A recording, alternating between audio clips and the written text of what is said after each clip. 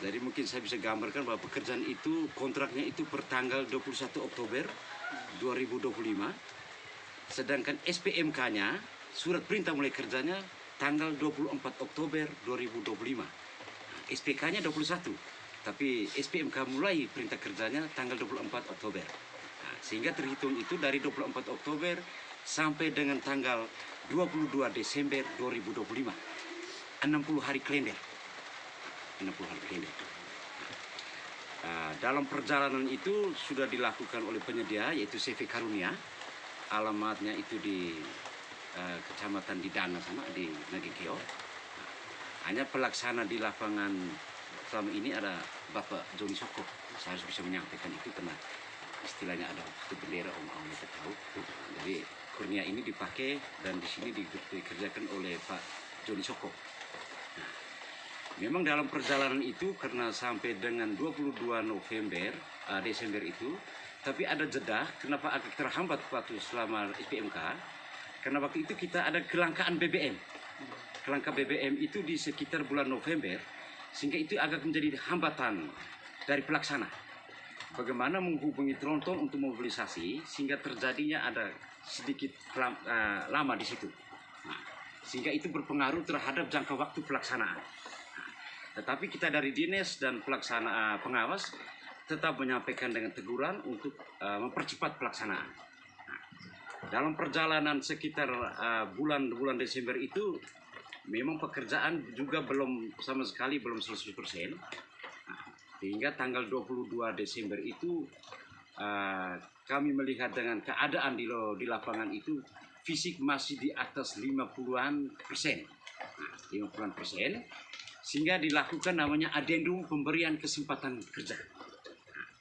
Adendum pemberian kesempatan kerja ini diberikan selama 50 hari kalender, terhitung dari tanggal 23 Desember sampai dengan 10 Februari 2025. Dalam jeda waktu dari tanggal 1 Januari sampai dengan per hari ini tanggal 23, memang pada saat kami turun ke lapangan dengan pengawas, memang aktivitas belum ada.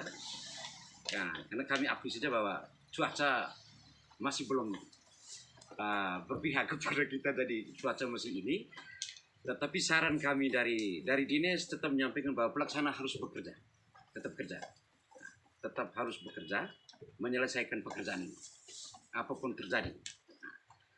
Apa yang disampaikan dari berita itu saya harus sampaikan terhadap kekurangan volume, bahwa kekurangan volume itu kita belum tahu, karena pekerjaan ini belum selesai.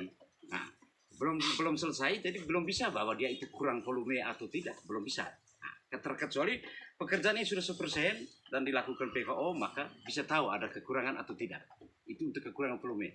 Sedangkan pekerjaan itu tidak sesuai dengan gambaran rencana juga, belum juga kita bisa tahu karena masih dalam tahap pelaksanaan. Masih dalam tahap pelaksanaan. Supaya untuk tahu juga informasi itu, penanganan panjangnya paket ini adalah 950 meter peningkatan jalan ini.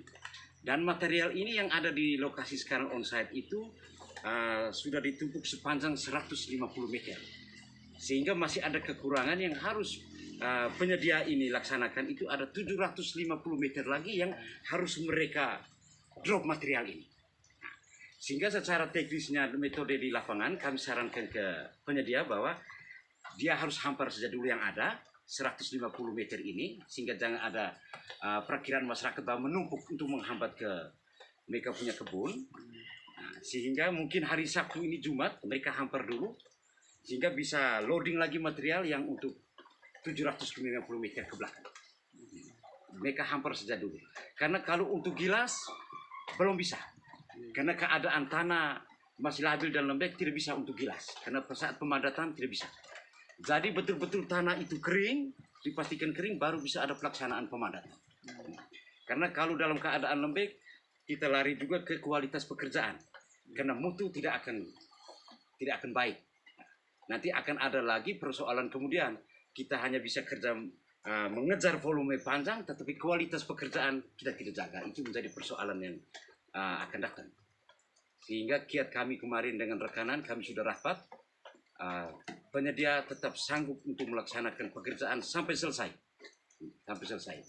Entah itu cuaca baik dan tidak baik, pekerjaan penyedia tetap melaksanakan pekerjaan. Itu saja. Sedangkan menyangkut Papenama, saya juga menyampaikan bahwa mungkin minta maaf Pak Sains yang terhormat itu mungkin pada saat Pak Sains turun, Papenama itu sudah dibuka. Karena Papenama itu minta maaf kan masih yang lama. Sehingga kami suruh penyedia itu buka menyesuaikan dengan nomor adendum pemberian kesempatan yang baru. Sehingga baru dipasang kembali.